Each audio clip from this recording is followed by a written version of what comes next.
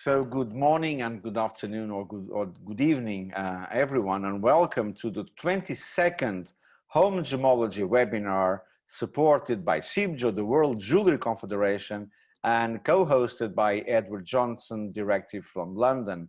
And we have been here since March, and it's a great pleasure today to have a very good friend, an extraordinary speaker, which is Jack Ogden, PhD. He's an art historian, an author, a great lecturer, and also author of this book that is Diamonds, an Early History of the King of Gems. It's published by Yale University Press. And Edward, I remember being with you in London at the release of this wonderful book at the Goldsmiths Hall. It was in the splendor of Goldsmiths Hall in the center of the city, just around from St. Paul's Cathedral, and there was a beautiful party to launch the book, and Jack gave a wonderful welcoming speech to everybody. It was a lovely night. Was it 2 years ago or 3 years ago? I forget. Yeah, about that. I think I still had hair, so I think it was about 2-3 years ago. For me, it was 10 kilos ago. 10 kilos for sure. But today, it's my pleasure to introduce to you Jack Ogden. He's a world-renowned jewelry historian. He used to be General Secretary of CIBJO, the World Jewelry Confederation, that is supporting this webinar. He used to be also CEO of the Gemological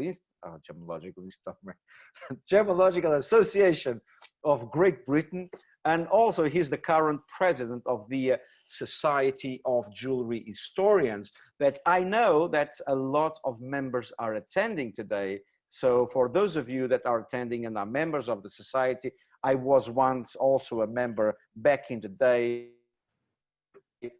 Welcome, enjoy Jack's press, because he's the star of today's show. I would call Jack to the floor, and then he can put all his energy and expertise to the service of us all. And it's an absolute pleasure, Jack, to have you here today.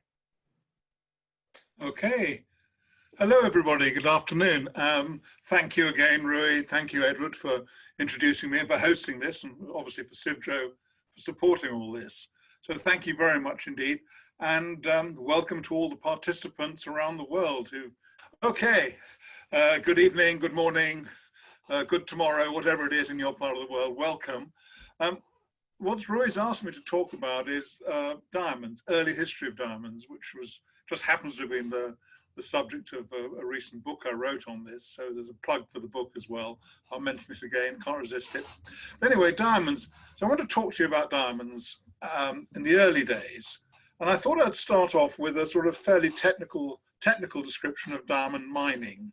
I think it's important to understand where diamonds come from. So let's get a little bit technical. Here we have diamond mining. This is actually from the thing called the Catalan Atlas. It's an atlas that was drawn in 1375, and this is part of India, and it shows diamond mining, or at least is the way they thought it was in those days. You've got these two guys hacking a piece of meat apart. It's not their lunch. It's to collect diamonds. Behind them, if I can get let's see if I can get this laser pointer thingy to work. Behind them are mountains, and there's a valley there, and this is where the diamonds crop up, in this little diamond valley. But in the valley, you'll notice these really horrible little snakes. And they were very nasty, very poisonous. So the only way to get the diamonds out of it was to throw meat into the valley. Birds, here we can see one of the little birds coming. The birds would fly down, pick up the meat, take it back to the nests, and then the miners, or the diamond collectors, I suppose you should call them, would climb up to the nests and recover the diamonds. So this is what they thought diamonds were, the source of diamonds, this mysterious valley far to the east of Europe where the diamonds came from. This is in theory what a perfect diamond looks like, or a near perfect diamond. This is what you hope to find in the ground. It's a crystal of diamond. It's what they call an octahedron. It's like two pyramids, sort of back to back or top to bottom. And this is what diamonds look like. Now, diamonds, as you probably know, are very pure. They're just carbon.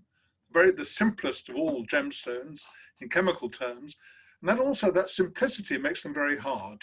They're the hardest known natural material, and they will scratch every other gem and everything else on Earth. But diamonds do break. You might not think this, but a diamond, although it's very hard, is quite brittle. You can hit it with a hammer and it will break. And so diamond chips formed the earliest use of diamonds that we know of in the world. You could see this, almost industrial diamonds. They were used to drill other stones. This is an odd looking photograph, this. It's a negative drill hole in the bead. I know that sounds very silly, but there were two American dentists, very appropriate to drilling, two American dentists who studied drill holes in early beads to try and work out the technology. And they made silicon rubber impressions of the holes in the beads, like you make silicon rubber impressions of teeth. Well, they did of holes in beads. And they could then, by studying the wear patterns or the patterns on the holes, the drilling, the ends and so on, they could work out what kind of drills were used. And they identified the use of diamond drills going back at least 500 BC, maybe as far as 700 BC, the use of diamonds to drill other stones. Beads that have been drilled with diamonds we see in the Mediterranean world probably by about 500 BC. I'm not sure of any much before that. A little bit earlier, possibly further east. But what we do see in the Mediterranean world, from about 500 BC, are engraved gems, gemstones. This is a chalcedony, and it's been engraved with this wonderful representation of a charioteer, beautifully done horses. You might just be able to make out very, very fine lines that are the reins of the horses. These sort of very fine lines, reins here, the lyres on a thing, a lyre like a harp, strings on another gem, almost certainly cut or scored rather with a diamond point. So the earliest use of diamonds that we know of, from about 500 BC, give or take a bit, was industrial purposes for scratching and drilling other materials. The earliest gem use in jewelry of diamonds that we know of are for a few rings. This is a little group of a little box, gold box, containing a coin, 3 sapphires, an emerald, and a ring. This was found in Afghanistan or Pakistan, and again, you can date it from the coin. This is about 300 BC. The ring has a red stone in the middle, almost certainly a red sapphire, probably from Sri Lanka, and on the sides are 2 little diamonds. If you see a closer view, that is the diamond. The diamond is uncut. It's left as a natural crystal because they couldn't cut them in those days. It was too hard. And in fact, their name for diamond, adamas, or the Greek word for diamond, adamas, means invincible, unconquerable. And adamas eventually came into the European languages as diamond. Adamas meaning uncuttable or invincible. Another example here, those of you who came in a couple of weeks ago, I did a webinar here on sapphires, showed this ring. This is a ring from the north of Afghanistan, set with a pink sapphire, probably Sri Lankan, and a diamond on each side of it. This ring was made by a Greek craftsman. It's typical Greek work, enamel, filigree, and so on. So it's made by a Greek craftsman at a city that was founded after Alexander, just around about 300 BC. And it's set with 2 diamonds, probably Indian diamonds. Now, diamonds crop up in various riverbeds in various parts of the world, but the ones we know most about are the early Indian ones. And although some diamonds from other parts of the world might have been used, I'm saying this because I know Elizabeth Torres is listening and she specifically asked me about this. There are possibility of some diamonds being used from other parts of the world in the past, in antiquity, but there's nothing yet to prove that. It's unfortunate, there's more research to be done. But these are probably Indian diamonds. I think there's a good chance they're Indian diamonds. Another ring here, also from that same sort of part of the world, North India, Pakistan, in a private collection in Israel here. Here we have an emerald in the middle and a little diamond on each side. Now these rings are all about 300 BC. We don't have any examples of diamond set rings from the Mediterranean world, from the Greek world or the Egyptian world or whatever, quite that early. The earliest we do have, we have mentions of them in some sort of Greek literature and then very beginning of the Roman period, but the earliest diamond set ring that I'm aware of in the Mediterranean world is this ring.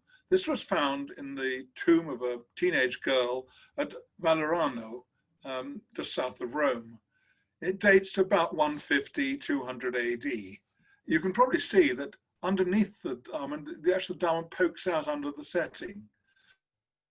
It's symbolic, it touched the skin and meant something, or whether it just is a deep stone and a thin gold, so it stuck through it. We don't know if there's a significance there.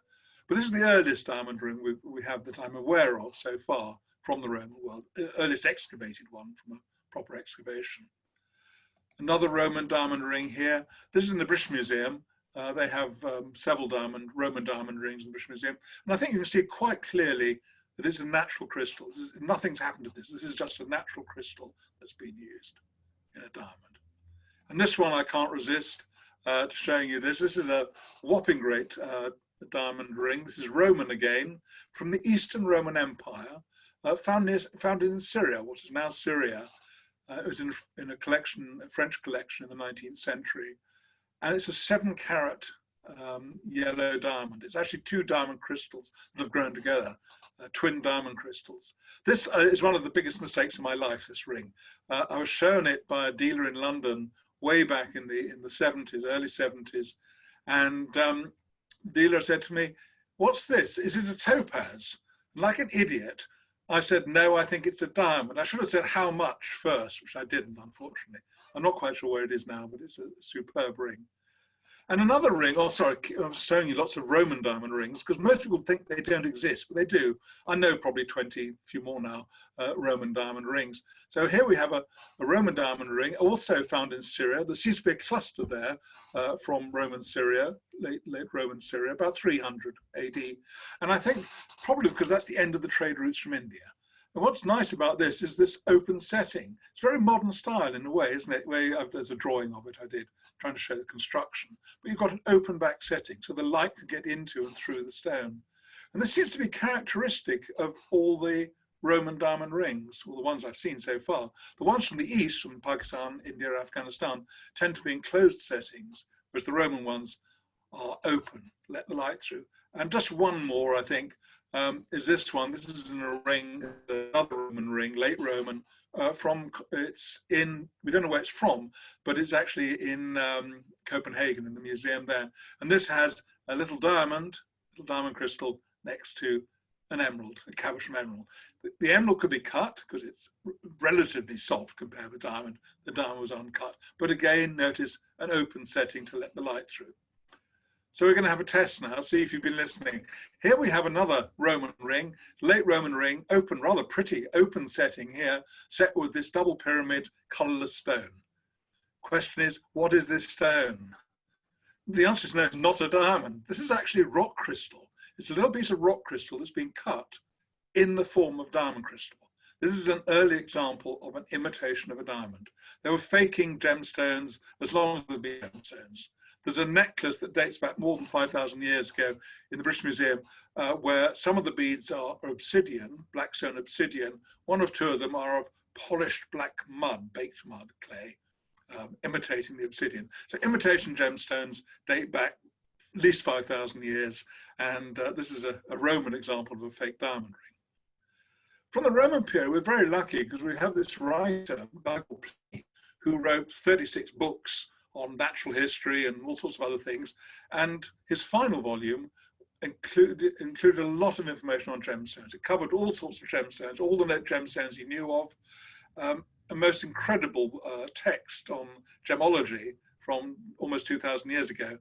And in fact, it was used as a standard textbook on gemstones for more than 1,000 years. It was the sort of the main source of information, either directly into European languages or via sort of the Arabic writers and then back into European languages. Anyway, this is a medieval representation of Pliny working away. He was also a naval commander, and this is the Bay of Naples where he was posted, and various bits of natural life going on outside there, animals and so on. And in fact, he died in the eruption of Vesuvius, not far from Naples, in AD 79. Most people tried to flee the volcano going off, and he did the opposite, being a scientist at heart. He went over there to see what happened and died from the fumes. Anyway, so Pliny wrote a lot about diamonds. It's fascinating. A lot of what he wrote is quite difficult because some of it refers to diamonds, some of it refers to other stones that were confused with diamonds, and even minerals that were confused with diamonds. But it is, if you sort of wade through it and sort of go back in many cases to the original Latin rather than the various translations, you can actually get a huge amount of information about early gemstones from it. And there are other sources on diamonds, but Pliny is probably the most interesting one.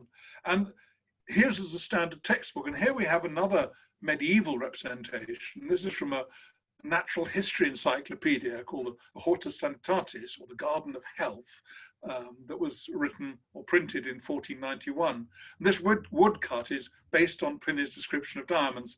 A guy sitting at the table here, there's a bowl here with diamonds in it, and the diamonds are soaking in goat's blood.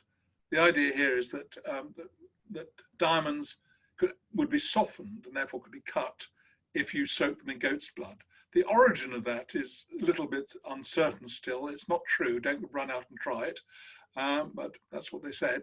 Diamond crystals on the table. Here's fire with diamonds in it, because diamonds were resisted fire, according to Pliny anyway. And here he's holding a little iron tool with a diamond on the top. It's a diamond point for engraving gemstones. And Pliny explains, along with a few other early writers, that diamonds, or sorry, gems were inscribed or engraved with a diamond. So from medieval times, we have quite a lot of rehashing, if you like, of early Pliny on diamonds. We don't have many diamonds themselves for something like 800 years between the end of the Roman period and around about the 1200s. Very few diamonds, if any, coming freshly into Europe. But then connections with the East began to build up again. And you'll all know the name, of course, of Marco Polo, who headed off east in 1271, went off, traveled the whole way right across the known world there, ended up in China. Long travel, left Italy in 1271, didn't get home till 1295. So it's almost a lifetime traveling. And he wrote about India and diamonds from India. And this is another medieval book. This is a book, this is Marco Polo's journey. It's a slightly later version. This is from the 1470s. And this is the illustration to go with his description of diamonds. And you can see our fierce snakes again here with the mountains. And here are the birds picking up the meat that the men are putting down. So the diamonds stick on the meat and the birds fly off. I think if you can get that close to the birds in the valley like that, you probably don't need to do that trick. But anyway, they're vile, horrible looking beasts, aren't they, these snakes? And this guy here, notice him, he's not having his morning bath. Marco Polo talks about diamonds and says they were found in the Diamond Valley by throwing meat in, but also some people picked diamonds out of the rivers. These are, of course, sort of alluvial diamonds, diamonds found in riverbeds. And this is the earliest description of alluvial diamonds, and I think this is the earliest representation of alluvial diamond mining, quite an early one. So in medieval times, after about 1200, diamonds began to come into Europe in greater numbers, and more exist. These are examples, these are rings, these are actually 14th century rings, these fall from the 13th century, set with little diamonds on the top. Notice that these are actually enclosed settings. We're no longer these Roman open settings, enclosed settings, but still uncut diamonds. And that's the way they were. Another gorgeous object here. This is the so-called Founder's Jewel. This was presented to New College, Oxford, around about 1350. This piece was made. And it's set with, I think they're rubies. I think they've been tested gemologically, but I believe they're rubies, not spinel. It also has emeralds, pearls, and right at the top up there, a little diamond crystal. I can zoom in on that. You can see a diamond crystal. Nice example of a little diamond crystal, but again, uncut. Another fantastic jewel from this period is this crown.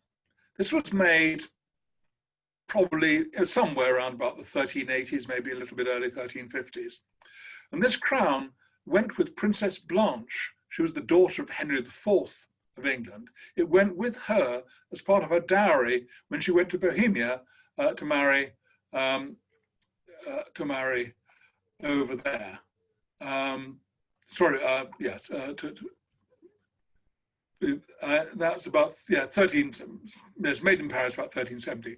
So it went off to. It's now in Munich, in the residence in Munich. Wonderful piece, set with diamonds. I'll zoom in on one of those in a moment, and it's one of my favourite bits of jewellery. It'd be nice to try and demand it back because it's part of the English crown jewels. Although we did give it away voluntarily, didn't we, I suppose.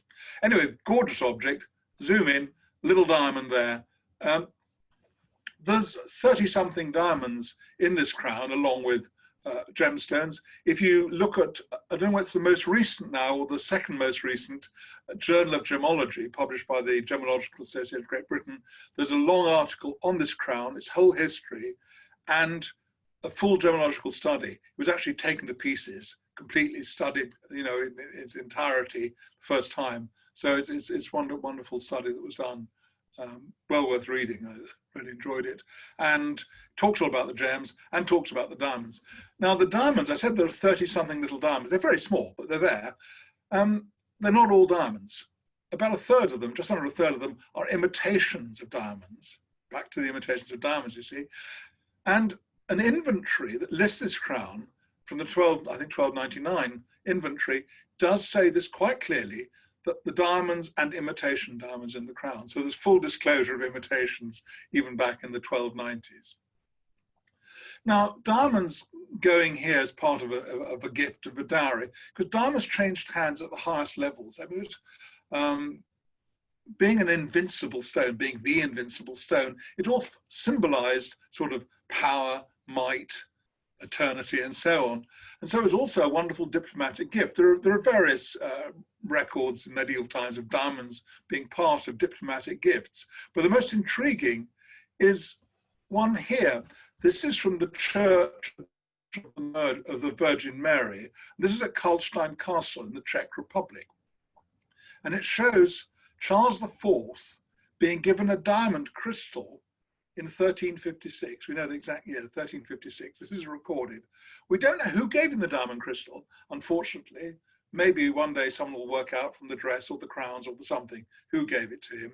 But he was given this diamond crystal in 1356, and we can zoom in a little bit on there and actually see an octahedral diamond, quite a large looking one from this, but that's artistic license. An octahedral diamond crystal changing hands there. And what's even more surprising about this is that this was given to Charles IV in the 1350s. Just a few years later, or maybe just a year later, this object was presented by Charles IV to the church in Prague. This is a reliquary of the Holy Nail. The idea of this is that it contains, it's gold and enamel, but it contains one of the nails from the true cross. One end is set with a pink stone. It looks like a pink sapphire to me. The other is set with a diamond. And it's interesting, isn't it, to think that this could well be the diamond that he was presented with, isn't it? It's interesting that he was given a diamond in this big ceremony and all recorded, and then a short time afterwards presented the reliquary to the church with a diamond set in it. So I think this is a good chance that this is the diamond we saw in the wall painting. And here it is, this little diamond here at the end. Not as big as it's shown in the drawing, obviously. Now, this is a very shiny looking diamond. Has it been polished? Is there any superficial polishing here? Well, this is a problem. I mean, I haven't actually had this piece under a microscope myself, unfortunately. Some diamond crystals, natural diamond crystals, aren't very shiny when they come out of the ground. They're called glosses in the diamond trade. Very, very shiny. And this can be quite difficult to know whether a diamond has been well polished or just a glossy out of the ground. So is it possible, or was it possible, to polish a diamond back then? Well, the answer, in theory, yes. This is how, in Europe anyway, gem cutting was being carried out. Grinding the stone, rubbing it on a flat stone with abrasive. This is probably not a representation of gem cutting. It's actually, again, from the Hortus Sanitatis, and is in a section dealing with grinding pigments. But it gives an idea, doesn't it? It's a nice representation. Now, various early writers, medieval ones, Theophilus is the best known, but several others describe how gemstones were polished by rubbing on a stone or a flat metal surface with an abrasive. Now, to polish a diamond on the surface, you'd have to use diamond dust. And that's where the problem comes. Could they produce diamond dust? Well, they produce diamond chips for drilling stones and scratching, engraving stones. But producing diamond dust is a little bit more difficult. You need a good steel mortar and pestle. And that is not impossible in India by this period, certainly not. But the difficulty is, how do you retain the diamond powder? You've got this microscopic, very valuable diamond dust. How do you sort of keep it and look after it, retain it, collect it? Because it's very small, very particles. Obviously, they don't have the modern recovery sieves and all that sort of thing we have today. So that's the biggest stumbling block. So when was diamond powder first being used to polish gems? Well, diamond powder, to my knowledge, is first mentioned, I think it's al-Biruni, an medieval Arab writer who talks about the production of diamond dust in a different context. He talks about it in the context of using it as a poison, saying grind it very fine, otherwise people will know it's there, essentially. But it's possible they were used earlier. And in fact, sort of current research on Roman and early Byzantine engraved sapphires are beginning to suggest to me that maybe diamond powder was being used for the engraving, not necessarily for polishing, but for engraving sapphires. So once you have diamond dust, you can polish diamonds, but were they being polished? If we travel east, this is the traditional sort of Indian gem polishing equipment. It's a grinding wheel mounted on a spindle like a lathe, and it's turned by a bow. It's called a bow lathe. It's essentially a length of wood, and there's a rope, string that goes from one end, wraps around the spindle, and goes to the other end. So by moving this thing backwards and forwards, this rotates. And by holding a gemstone against it, you cut, polish the gemstone. Now this is used, and it's still used. I mean, if you go to parts of India today, Sri Lanka, you'll see stones like this being used, cutting machines like this being used. Enlarged, quite often they're really there more with the benefit of the tourists, I think, with the cameras. They're moving to modern machinery very quickly, but you can still see them in use. But the difficulty here, the shortcoming of these machines is, first of all, the wheel is typically something like shellac. It's a resin impregnated with abrasive. Now, to make a whole wheel of resin impregnated with diamond dust needs an awful lot of diamond dust, which was not feasible in early days. And the other thing is you've got a back and forward motion. The wheel goes one way and then the other way. So it's backwards and forwards. It's a very jerky movement. Not impossible to polish a diamond, but problematic from the point of view of getting the diamond dust. And also you've got a relatively slowly turning wheel going backwards and forwards. Not easy to do work on a very hard stone like a diamond. But in India, we do get some clues about diamond cutting, or diamond polishing rather, just superficial polishing.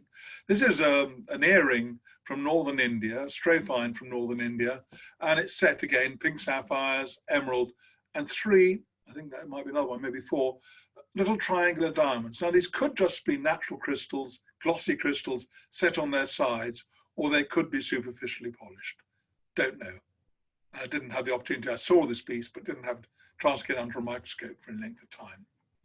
Now, the reason, this piece dates probably about the 10th century. The reason why we think diamond polishing might have existed in India at that time is that if we go to the south of India, there's a wonderful 10th century temple, the Temple of Tanjavur. There's inscriptions on the walls recording the gifts made to the temple, the offerings and gifts made to the temple over the years. And an awful lot of these gifts were jewelry, and some of them were set with diamonds. One particular girdle is described as set with 667 large and small diamonds. That's an awful lot of diamonds, isn't it? Not only that, the diamonds are actually described. Some are described as diamond crystals, diamonds, smooth diamonds, square diamonds, diamonds with smooth edges, flat diamonds with smooth edges, round diamonds, and so on. So this descriptions of different shapes and smoothness does suggest that diamonds were being at least superficially polished in India by about this time. Don't know any certain examples yet, but this is sort of hinting that it's probably going on. actual examples of diamonds being cut this early, we have to turn a little bit further east and a little west and a little bit later. These are two belt fittings or parts of a belt, maybe another ornament, not a necklace, a belt, something like that anyway. And it's from Persia or Central Asia, dates to the 13th or 14th century. And there's a whole series. I've just shown two of these, and I showed two because there's two types. Some are set, they're gold, but some are set with blue gems and some with white gems. Now the blue gems are blue glass, and they're nicely cut in cabochon form and a perfect sapphire color. Sapphires imitating or closely copying, glass closely imitating, closely copying sapphires. The colorless glass though, because it's also glass, are cut like little table cut diamonds. They've got flat tops and flat faceted sides. Now, colorless glass is not the obvious thing to put set in gold. It doesn't look particularly bright. They like bright colors usually. So the only reason I think they use this shape in colorless glass is because it imitates a diamond. So this strongly points to there being table cut diamonds of this type by the 13th, 14th century. And this is the same period we begin to see diamonds with some polishing in Europe. This is a nice example because this is actually on the join, if you like. This is a ring. This is a little bit later. This is 15th century, probably found in Britain, cropped up at an auction a few years ago in London. Now, what's interesting here is that the ring's a bit battered. It's quite small, but it's set with a diamond again. And if you zoom in there, all you diamond specialists will notice these trigons, these triangles on the side, inverted, most cases inverted triangles, which are absolutely typical of natural diamond crystals. So that's a nice sort of natural face, apparently natural face. But if we turn the diamond around a bit, we can see two faces have these very bright polished surfaces. This certainly looks like a polished surface, and here most definitely, because you've actually got two different angles, down like that, two different angles. So this looks like a diamond crystal that was almost good enough to set as it was, but just needed this little bit of brightening up on at least two of the surfaces. So this is the 15th century, and this is the time when we certainly have diamond cutting in Europe. This is a gorgeous object. This is a goblet, the so-called Burgundian court goblet, which is in Vienna, and the Kunsthistorische Museum in Vienna. And it's set with various diamonds around the base. And one of them is particularly interesting, is this one, which is a relatively sophisticated cut. And there's a drawing here. Diamond expert Herbert Tillander, you might know his book on diamond cuts through history, I can't remember the name exactly. Diamond cuts here, that's his drawing, or that's based on his drawing, and that's a 3D model I made of it from his drawing. So this relatively sophisticated diamond cutting. So what had happened? What was happening by the 15th century that allowed this more sophisticated cutting of a hard stone like diamond? Well, the answer actually is the most sophisticated, or the most advanced technological thing of the 15th century, and that is continuous rotary motion. This rather charming drawing from the 15th century, it's from a collection of manuscripts which has the wonderful title, Anonymous of the Hussite Wars, dates the middle of the 15th century. And this is one of the illustrations.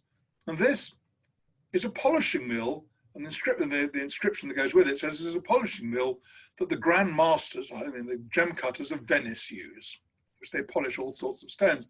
Now this looks more like an apple core or something, doesn't it? It's very odd. But the principle, it's a poor drawing of an interesting principle. Here you've got a crank. So you turn the handle, the rope goes round, turns the spindle here, and on the top you have a flat surface. You can't see it, it's out of sight, but on the top there you have a flat surface on which gemstones could be cut. We have another drawing, which might even be another drawing of the same piece of equipment, but slightly better. This is a guy called Henry Arnaud of Spol, again, from the sort of probably the 1450s. And his drawing is the one here on the left. And you can see quite clearly what's going on here. And that's a computer restoration, or whatever you want to call it, reproduction of it I did, to show you turn the handle, the large wheel turns, rope goes round, turns the little wheel there. So you've got a lot of speed. You've got continuous speed, continuous and a fast speed, because you've got a big wheel leading into a small wheel, and a large wheel also gives momentum. It's continuous rotary motion with momentum. And on the top there, you can just see there's a little flat plate, and that is where you would cut the gemstones. Interesting here is that the guy who did this, Henry Arnault, was a doctor, an astrologist, and an organist. So why on earth was he interested in gem cutting, you might ask? But the answer is very simple, that fragments of gems were used in medicinal purposes. And actually the inscription in the middle says, this instrument serves to polish precious stones, the collected fragments of which have secondary medical use. So that's, now was this used for diamonds? Well, there's no reason why it couldn't be. We don't know, it's not described specifically. But then we come to this lovely drawing. This is of 1553. It's a print in a natural history work by someone called Adam Lernitzer. And it shows in the back a diamond cutting machine, quite possibly water powered, this one, which we have references from this period of water powered diamond cutting machines. We know it's about diamonds because this is the sort of the title, the top title page of the section of diamonds in the book. And I have to repeat what I actually said in this morning's seminar about modern research. This first appeared a black and white version, I think of a different, not the colored print, but another one, black and white version in the catalogue from, I think it was Amsterdam or Brussels in the 1970s. And it gave the manuscript it was from and the library it was from and so on. And I tried to trace this up for my book, and the library just said, no, it's not ours, never seen this before in our lives. So I got hold of the original writers of the catalogue and said, where did this come from? And they couldn't remember. They obviously made a mistake in the caption, but couldn't remember where it came from. So I trying to work out how on earth one can trace this. And eventually, I think you can just see that there's faint imprints from the facing page. The prints come through from the page in front. By going in close on this with a little bit of magic Photoshop, was able to read 3 Latin words from behind the main title there. I put those 3 Latin words separately into Google, searched on them, and up came Mannheim University Library, manuscript number, and this was it. So Google found me a manuscript from 3 Latin words in the manuscript. Imagine, I mean, how long would it have taken 10 years to go to find out where a thing like this was? So it just shows what incredible possibilities for modern research work. The internet, it really cuts most academic research down by a factor of at least 10, I think. Anyway, so this is an early representation of diamond cutting from Europe from the 1550s. Another one is interesting because this is from the Gulshan album. It's actually Indian, this Mughal Indian, and it shows a European cutter. This is the way those Europeans are represented in Indian art, and this is a diamond cutting machine. And here's a guy, and I'll explain how it works in a moment, but he's moving this lever backwards and forwards. Now, the Gulshan album, like quite a lot of these Mughal manuscripts, have a lot of illustrations that seem to be copied from European prints and things were quite popular in India at that time. And a lot of them were copied. But this, I think, must have been based on a machine that the artist had seen in India, because this kind of odd perspective is very typical Indian. It's certainly not European. This is not a copy of a European drawing. This is a drawing of a machine the guy's seen. Now, you've got the guy here, and I say he's moving a lever. There's a wheel which goes in the back. That wheel is turning. That wheel's turning this thing, which is turning that, and that's where they're cutting the gem. Now, this is what we're looking at. This is another version of the thing, but this is a typical diamond cutting machine that's been used in Europe from the 1500s right through to quite recent times, maybe still used in the world sometime to this day. But you see, you move this lever backwards and forwards, big wheel turns the spindle, and turns this plate. It's very similar to the early drawing. Remember the one from the organist and thing where you turn the big handle like a crank, and it's a very similar thing. You move the crank and the big wheel up into the horizontal. So this is the type of diamond cutting machine that came into use, and you can see now if you go back to that, you can work out what's happening there. And here's a representation of the 1690s, the same sort of thing here. In this case, a woman working the mill, the guy here inspecting the diamond cutting. going on. And there is a diamond cutting wheel of this type. This is from a diamond cutting machine in the Diamond Museum in Amsterdam, I think this was. And I said some of these were used until very recently, this type of cutting. So diamond cutting had come in with this continuous rotary motion certainly by the 1500s, towards the end of the 1400s into the 1500s. So when you think of diamonds today, because obviously cutting made them bright and sparkly, what you think of that, and you often think instantly of engagement rings, which is still one of the largest markets for diamonds. So I did promise I'd mention briefly something about the history of diamonds in sort of marriage and betrothal rings. The use of rings in wedding ceremonies is very ancient. It goes back to at least Roman times, maybe a little bit earlier.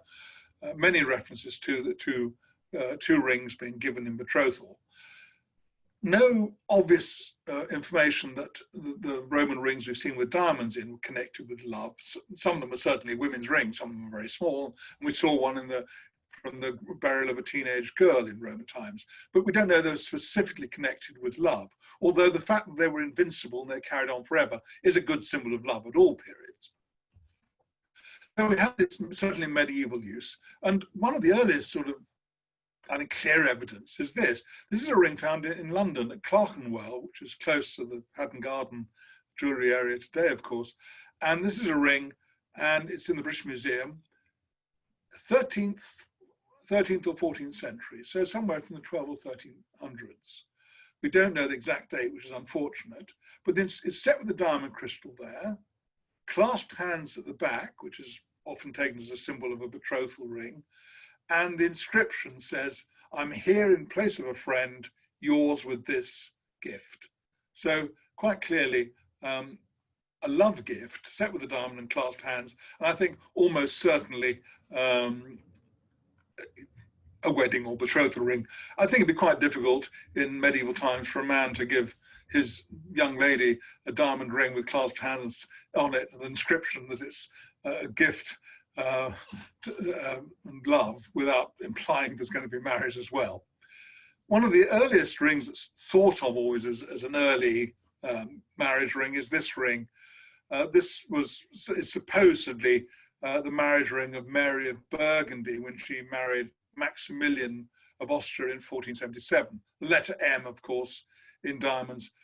A diamond certainly played a part in this wedding ceremony. We know that from the written record, but it's not certain that this is the ring. This may not have been the diamond ring that was used in the wedding. So this isn't necessarily the earliest. It's certainly not the earliest marriage ring set with a diamond. In fact, the earliest specific wedding ring that we know of, I think, set with a diamond, is from England. A woman died, a woman called Joanna Falstolf, died in 1417, and in her will she has a diamond ring, and according to the will, the diamond ring is inscribed in French, interestingly, "I love you with all my heart." So that again must be a wedding ring or betrothal ring. These rings here are a type that's quite well known in England. I don't know if they turn up on the continent, but they're certainly well known in England, and they're set with a red stone, normally a red or pink sapphire ruby, and a diamond. Here the red stone's missing, but they're set with a diamond. And these, again, they date to the 15th century. And they're normally thought to be betrothal rings. Again, it makes sense. The diamond was eternity, constancy. They know that these are unbreakable. Like you hope the love is, they're unbreakable. And the ruby, red for passion, has always been connected with fertility and passion. So I think this is a rather nice combination. De Beers probably wouldn't like it if I suggested, but I think the idea of this combination should come back, this sort of constancy and passion. It's a nice combination for an engagement or wedding ring. Anyway, we do have a ring mentioned in another will. This is a woman called Marion Chamber, who has a ring mentioned in the will of 1505, and this ring is described as a set with a diamond and a ruby, and it's described as her marrying ring. So I think these sort of combinations are probably ruby diamond marriage wedding rings. And probably my favorite piece of jewelry at the moment, this lovely little badge, probably a badge, hat badge, brooch. This is in Vienna also, and it's set, you see the couple here, the happy couple, the young man and the young woman, and set with a diamond and a ruby, or a pink sapphire, depending on the nomenclature you want to use. I think it's a pink sapphire rather than a spinel, but I don't know if it's actually been tested. And if you zoom a little bit, you can see the stone better. There's another view. I like this little brooch so much. It's actually the front cover of my book there. Plug number 2. I'll only give one more, don't worry. And I think, again, you can see it's almost, look at those sharp edges. I think we've certainly got a cut stone here. And another example here. This is a ring. This is Italian, 15th century again. And the inscription here says, Lorenzo a Lena Lena. So from somebody called Lorenzo to Lena Lena, presumably shorter for Magdalena. Again, presumably a marriage or wedding ring.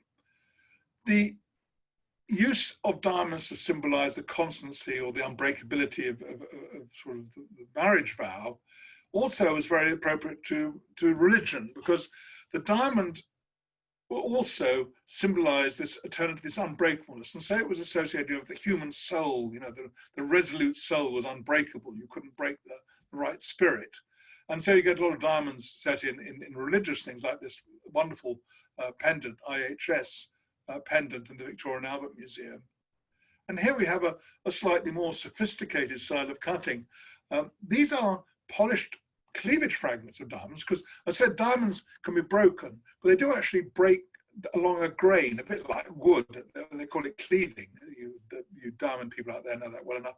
And an easy way to use these up would to cut them into these cleavage fragments, polish the surfaces and cut them a little bit, and to cut them into what are known as hogback diamonds or hogsback diamonds. And it's quite funny this, because a lot of people use the term hogsback and think it's an ancient medieval term. It isn't. It was actually invented in 1980, curated at the Victoria and Albert Museum, Anna Summers Cox. I was trying to work out how to describe diamonds of this shape, which in French texts were referred to as donkey backs. And she didn't think that donkey back sounded very good in an English jewelry context. So she decided to use hogsback, because they talk about a hogback bridge for a very sharp sort of bridge over a river and that sort of thing. So she coined this term hogsback, but it sort of very rapidly became the standard term for this cut. And a lot of people seem to be convinced that it's a medieval term. It isn't. It's a nice one. Anyway, these hogback diamonds, and this is the same piece in the Victoria and Albert Museum. So you could cut them like that. You could also make a pointed natural diamond crystal even more pointed and prettier. This is a splendid diamond set ring in the Hermitage in St. Petersburg, enamel and this very pointed diamond, a point cut diamond. A point cut diamond is a diamond that's been cut into a point. There's some books sort of assume that a natural diamond crystal and a point cut are the same thing. They're not. A point cut has been deliberately cut. And it's quite difficult to polish the face of a diamond, because that's the hardest direction. The hardness of a diamond does vary slightly in different directions on the crystal. And the hardest thing is just to polish the face. You have to go to slight angle. And so with these point cuts, you either get sort of higher or lower normally. And this is a little bit higher than a normal diamond crystal, but a beautiful shaped cut. So you see, by this period, by the 15th, 16th, 17th century, we're getting some really nice diamond cuts. Here we have a table cut. You remember I showed you what I think was an early indication of table cuts. There's belt fittings from Persia or Central Asia from maybe 13th, 1300s, something around then. This is later. This is from the Cheapside hoard, amazing group of treasure found in London about 100 years ago. Hundreds of pieces of jewellery buried under a floor for whatever reason, we don't know why, and only discovered, as I say, about a century ago. And this is a gorgeous ring in that collection, enamel, gold, set with this table-cut diamond. And essentially, a table-cut diamond is like a pyramid top, but with a flat bit at the top. This is quite a high one, but for those of you in the jewellery trade who are actually making jewellery today will realise it's quite a difficult thing to make an enamelled gold ring and then set the diamond in an enamelled mount that's enamelled so close to the edge, because obviously you can't enamel after the diamond's in place. So the diamond has to be set when the enamel's in place, and enamel is very fragile. So you need a pretty clever craftsman, I think, to do that well. And then, so diamond cutting was getting more sophisticated, wasn't it? We got the point cuts, we got the table cuts. And then, of course, once we're into the sort of 1600s, we get the rose cut. There might be a few a little bit earlier than that, but basically it's very much from the 1600s. And this is the so-called rose cut, a pointy cut, flat back, typically flat back, but a pointy top. Here's a closer view of that stone. It's a fairly simple rose cut, not that many facets. I think it's just got 12 facets. Some get 24, but a rose cut diamond. And these were very popular in the 1600s. And this, for example, is a thing called the Great George. Wonderful, wonderful, wonderful thing. This is a kind of, the Royal George, or the George and the Dragon, known as the Great George, was a kind of emblem that was very popular in Britain amongst royalty. And here we have an enamel gold version covered in rose diamonds. Splendid piece. This is in, somebody asked me specifically this morning, this is in the Royal Collection, the Royal Family Collection. And if you go to the Royal Collections Trust website, you can go through all the jewellery and other things in their collection. It's not a great search facility, so you have to wade through quite a lot, but it's worth wading through. There's spectacular things. That's the Royal Collection, I think, or Royal Collections Trust website. So you can see, you can start off with a sort of natural diamond crystal, and then you can make it into a point cut by adjusting its shape. You can knock the top off. Maybe you started off, you have a point cut or a crystal, and the top's chipped or something, so you flatten it, you end up with a table cut. If you start adding more facets around it, you don't actually lose that much weight, but you do get much more sparkle. And so we have the beginning of the brilliant cut, which still today is the most popular cut, with variations, of course, but essentially the brilliant cut is still the most popular cut in the world for diamonds. And this appears somewhere around the sort of 1650s, 1660s. And this might be one of the earliest examples. This was originally a button. I think it was converted into a ring and then converted into a hairpin over its life. But at the back of the setting, there's an inscription that's saying that this was presented by King Charles II to his mistress, Nell Gwynn. Now, one always takes these kind of documentary stuff with a pinch of salt because, you know, obviously they add to the value and so on. But it is inscribed on the back. The inscription appears to be of the date then. So we're talking Charles II, Nell Gwynn. So we're talking sort of sometime between about 1670 and 1685. So fairly precisely. And the other interesting thing is that Nell Gwynn had several children by Charles II. And this piece actually descended down from one of the descendants of Nell Gwynn. So it's quite likely this is actually there, in which case the stone in the middle is one of the earliest brilliant cut diamonds that we know of. And of course, one of the main ones, of course, the big brilliant cut diamond, an early one, is this wonderful piece, the Pitt diamond, named after Sir William Pitt, now better known as the Regent, because it changed from English hands, British hands into French hands. It's now in the Louvre in Paris and is known as the Regent diamond. It was cut in London by a guy called Joseph Cope. It was brought back from India in 1702 by William Pitt, cut by Joseph Cope. It started off at something over 400 carats. The records vary. Some say 410 carats, some say 426. But it was cut, and because of deep flaws, which weren't originally obvious, it only ended up as 141 carats. I say only 141 carats. It'd be nice to have one or two of those around, wouldn't it? But anyway, and Sir William Pitt was very upset about how much weight it lost. But this, anyway, is an early brilliant cut diamond. So I got up to brilliant cut diamonds, which to my world, that marks the modern world very much. So this is the point at which I sort of come to an end. So I've covered diamonds from sort of earliest times, industrial use, drilling beads, the Roman diamonds, on big gaps.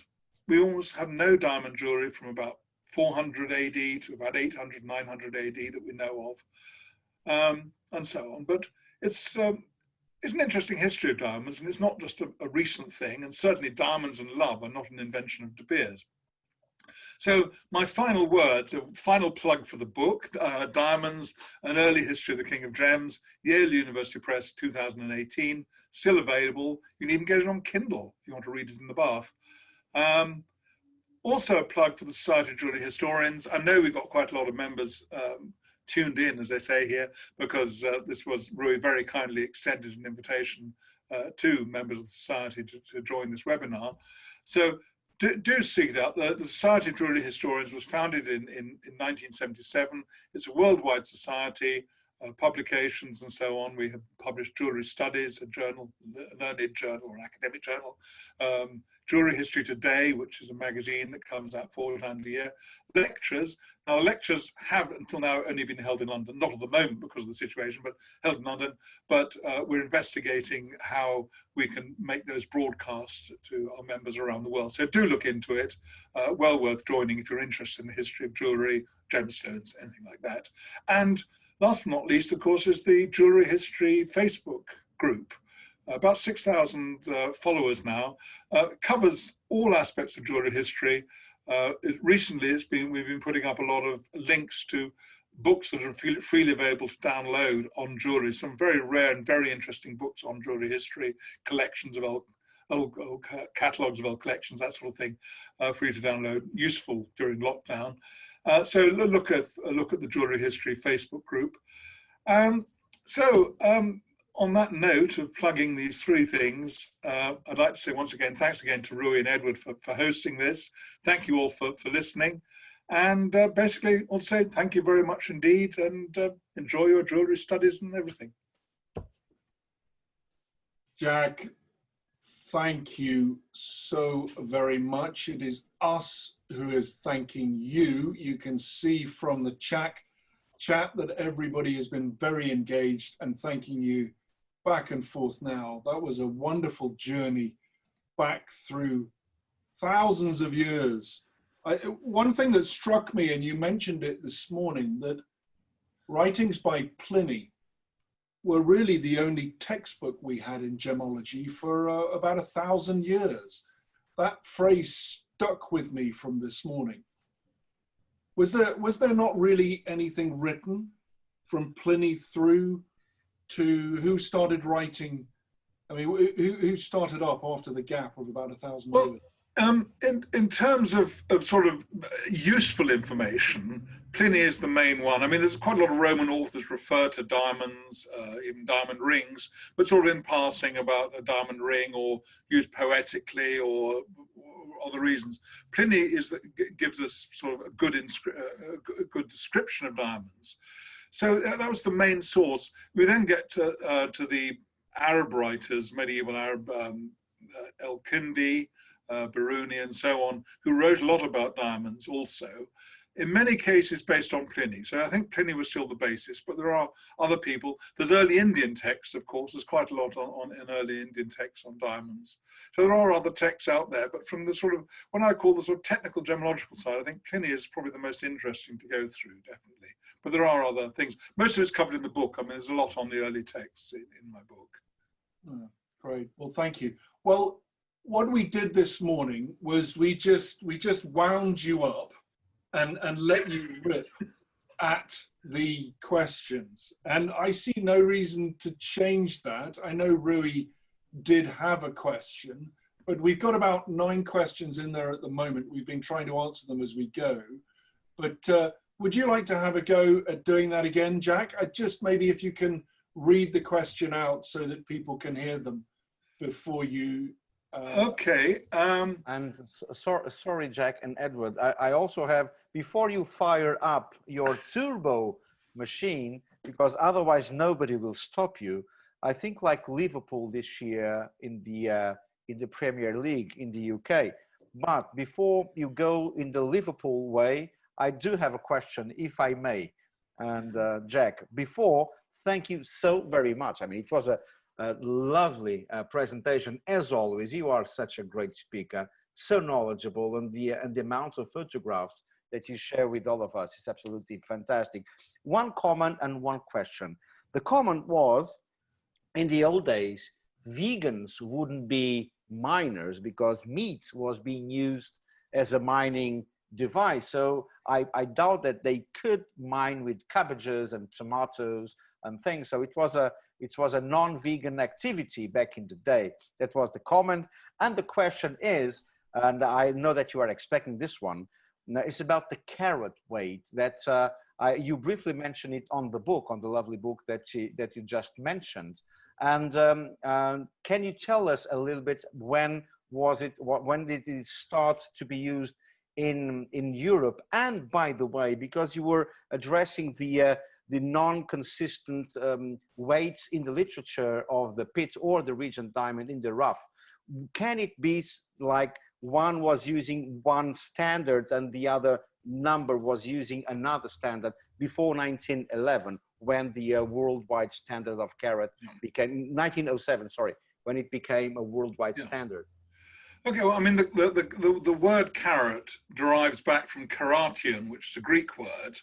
And in Roman times, the caratian was a small weight unit based on the seed of the carob plant. And it was a weight unit, and you had their main gold coin in the sort of Roman period was the solidus.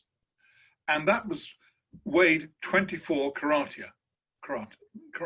So when they started talking about purities of gold, it was so many caratis of gold in the solidus.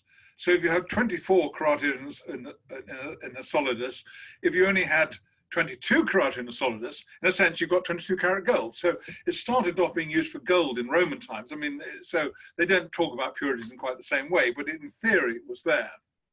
The word carat came into Arabic. I can't pronounce what it is, but it's vaguely like kurat or kirat or something like that. And that came, as far as we can tell, came to Europe via the Arabs in Spain in medieval times, the Arabs coming to Spain. And the earliest use of the carat weight for a gemstone that I'm aware of is from about 1307, roughly, sometime around about early 1300s. And it's describing the weight of a spinel that's come in from Spain, part of the so-called Spanish treasure, which may be the Black Prince's ruby. That's a different story for another day. So that's the earliest use of the word carat that I know for gemstones in Europe. The use for gold purities is actually a little bit later, about a century later in the UK, or certainly in Europe. But in gemstones by the 1300s. It wasn't common even for another 100 years, but that's the earliest. But then carats were different in different places. You had different weights in India, you had different types of weights. Even within India, there were different weights. And there's a famous diamond dealer a lot of his papers still survive in an archive in Yorkshire. And it's extraordinary how it explains that you can fool people by quoting in one weight when you buy and a different weight unit when you sell. Although it's the same name, it actually weighs a different amount. So there's nothing's changed. And there were different carat weights for gemstones in Europe until 1907. You can see tables. The carat weight in Paris was different to that in London, different to that in Florence. So it must have been chaos. And I'm sure there's money to be made, again, a bit like the diamond dealer in India, if you can sort of switch conveniently from one to the other when you're buying and selling. But yeah, it was very difficult to keep it unified until 1907, when it all became a sort of standardized thing. It's one of the few weights that's still allowed under some modern weights and measures nomenclature. In England, you're allowed to use the carat for gemstones and the pint for beer. I think they're about the only two non-metric and whatever measure we're allowed to use by law in the UK. Two important things, diamonds and beer. No, absolutely. Thank you so much, Jack. And now everyone, you will understand the meaning of this. Jack the Machine, the floor is yours. He doesn't dodge any question. He goes for every single question. So the floor is yours, Jack. And I don't think I can answer any of these. It's a privilege to listen to you. Okay, Niels. Hi, Niels. The question here from Niels Ruddy Hansen. Actually, two questions here, greedy. Which museum, the old Roman ring on display? You're talking about the one in Copenhagen. The answer is, I can't remember offhand. It's in the book, because it's illustrated there. If you can't find it, then message me or email me or something, and I'll tell you where it is. But it's a lovely little ring. That I've never seen that in the flesh. That's the one you remember, the diamond ring in Copenhagen. It has the diamond and the emerald next to it. Beautiful little ring. Right, Antoinette Metlins. Hello, Antoinette. You could find some diamonds that might appear to be cut because the macles are also used, having cleaved off another stone. The answer is yes, quite possibly. The problem is that most of the sort of diamonds we've looked at haven't been studied by gemologists. The ones I've looked at, I haven't seen an obvious macle. Obviously, I'm aware of the possibility. It could well be out there. I mean, you know, in India, the most perfect the crystal was, the more valuable it was. You read early Indian texts, and if a diamond was chipped or broken or not this, that, and the other, it wasn't really worth much. And it was really only for industrial use, for breaking up to do other things with it. So odd shapes, we don't know. Whether those odd-shaped diamonds referred to in the Thanjavur temple from the 10th century, round diamonds and smooth diamonds, were just various forms of crystal and cleavage fragments, we don't know. It's quite possible. Beverly Bernard, when was diamond powder first mentioned in the literature? The earliest I found so far is an Arab writer called Al-Biruni, who was writing, God, I can remember, it was the 11th century, something like that. I haven't found an earlier reference. There's a major source that people like Biruni and later Arab writers on gems were quoting a lot from a guy called Al-Kindi, who wrote a huge book, a textbook on gemstones in the 9th century. And that text is always supposed to be lost. But there is, I found a copy actually in the library in Cairo. So one day I might try and get a translation done of that. It'd be quite fun. Maybe that tells us more. But at the moment, nothing before sort of about the 10th, 11th century that I know of. It's sad, but maybe it'll tell them. I mean, there's so much research. I mean, we learn something new every day. So, I mean, the things in the book that I now would write slightly differently because new stuff has come to light. So the answer is yes, we're learning all the time. And I'd love to know more about early diamond powder. Are synthetic, hang on, here we are. Sergio Costa, are synthetic industrial diamonds better than natural ones today? Well, I can't really tell you. I mean, a lot of industrial diamonds today have been synthetic ones. Maybe they cut better. I don't know. Not really my field. Edward can tell you that one, or Rui. Robert Thomas said, ring with diamond trigons from period. That ring, that's the one from the UK. Again, it's illustrated in the book. It is, or at least recently was, in a private collection in New York, sold in an auction in London. I have a suspicion that it was probably a metal detector found in England a few years ago and somehow dodged going through the legal treasure process where it should be declared, but it might have been found somewhere else in Europe. It's now in a private collection. It dates to the 1400s. We don't know exactly when. Don't know how to pronounce it. Audrey Hagedorn. I'm sorry if I'm pronouncing these names incorrectly. Marriage rings started in the 1400s. I think that's probably.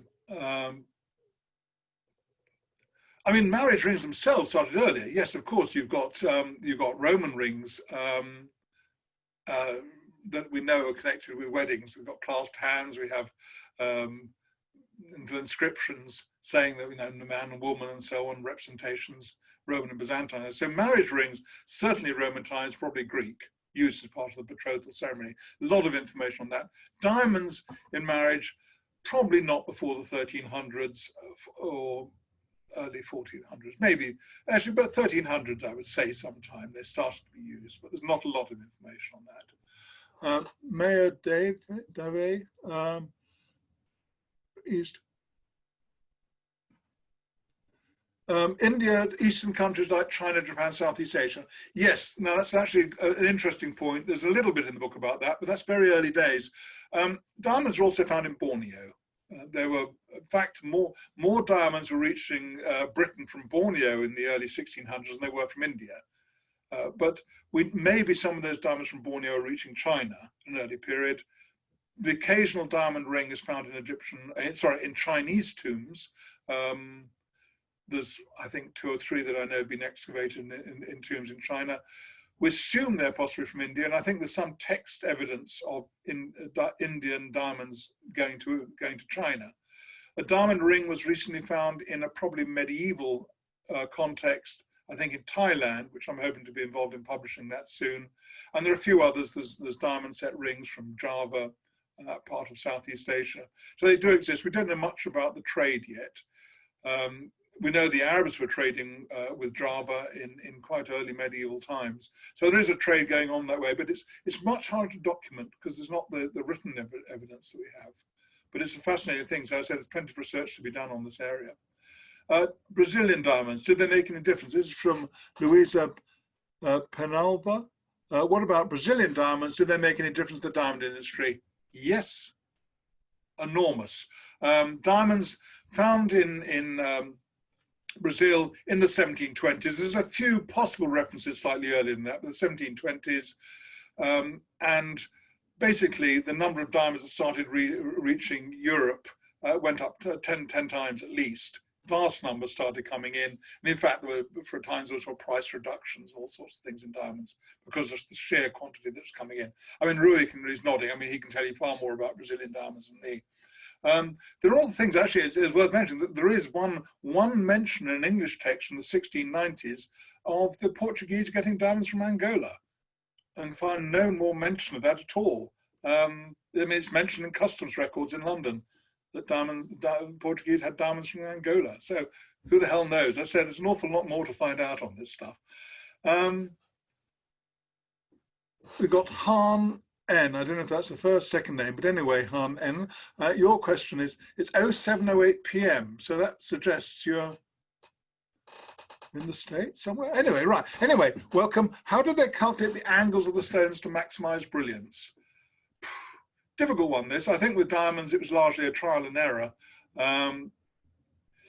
The early diamond cuttings, obviously they just cut what they had. And there was a huge amount of trying to maximize weight retention, because even in those days, diamonds were sold on weight.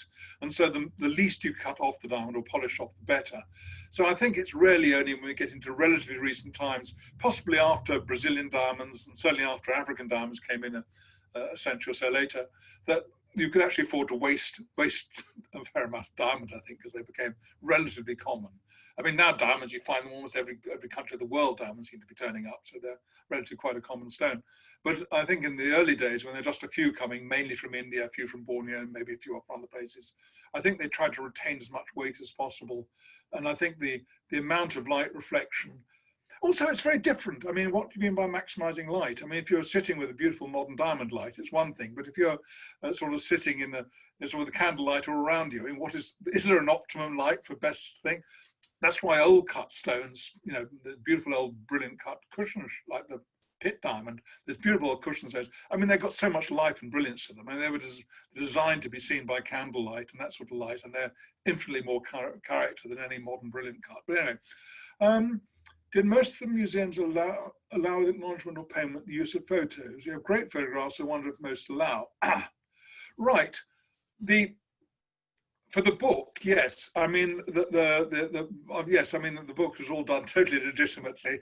Because I mean, I think the cost of the photographs to the book, and this wasn't paid for by the publisher. It was actually very kindly. Some of you'll know the name Benjamin Zucker, a great friend of mine for more than 30 years, probably 40 years now, who originally were going to write a book jointly on the history of diamonds, and then he went off because he was interested in one particular aspect, now is in another one. But anyway, he very kindly put up some of the money for the photographs. But I think the photographs of the book, in terms of fees to the museums, came to well over £2,000 for the book. And they all properly got permission for all of them. Now, using them in a presentation like this is a little dodgy. I mean, because otherwise one obviously doesn't want to spend out £2,000 to give a presentation, or twice if I had to give it twice in a day. But my feeling is that as this is advertising the book and is part of an advertisement for a book, is promoting the book, and that is allowed under the terms of the agreement. They can be used to promote the book. So buy the book. That makes me legal using the photographs on thing. But it's always a problem. And these days with things like webinars, there's so many photographs being used, and I think people just generally put sort of copyright, the British Museum, and hope that's enough. And so far, I haven't heard anyone being prosecuted. I think for academic use, especially if you're not charging for it, I think it's free. I think it's probably legal and all right. So the answer is yes. But if you're doing it in a book or an article, even an article in a journal that in theory is paid for, you need to get proper permission. And just sort of saying after or whatever some people do is really not allowed. It's not fair. On the other hand, I think museums that are paid for by, many cases supported by the state and the taxpayer, should be very happy to disseminate stuff in their collections, and to charge ridiculous amounts for illustrations is really unfair. One photograph in my book, I won't say which one, from a German museum, cost me 400 euros for one photograph to use, which is really, I think it's a scandal. How did the diamond trade develop in Europe? Well, there's no evidence of the diamond trade as such in ancient times. In the Roman times, diamonds were sold by merchants. I don't think there were enough around to have specialized diamond merchants. But once diamonds started coming from the East, from India, some were coming, Europeans were going all the way to India and bringing them back. Jean-Baptiste Tavernier, of course, is a well-known name in that field, but there were others. Other people were bringing diamonds from other parts of the world. There were a lot of other nationalities involved in the diamond trade internationally. The Indians themselves didn't travel much, but I know Pierre Achelian is listening. In fact, he asked this very question, and I know the answer he wants. That the Armenians played actually a major part in the diamond trade in early days from India, bringing diamonds. There's quite a lot of records, and more are coming to light, of the Armenians' part they played in the diamond trade in the earliest times. Also, the Jews played a big part in trading. I think that traditionally the Jews played more part in the dealing than in the cutting of diamonds in Europe. And then, of course, once the Europeans were going directly to India by the sea route, after discovery in the early 1500s, off they were heading.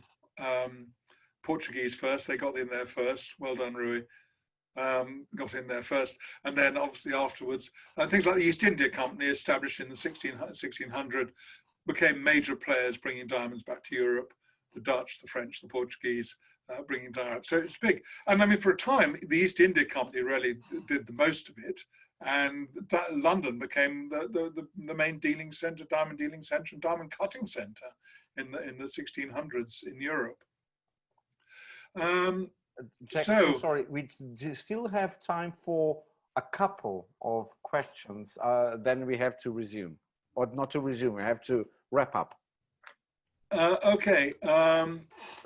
Choose the hard one. A diamond, Sarawak, I don't know enough about that. I can't answer that.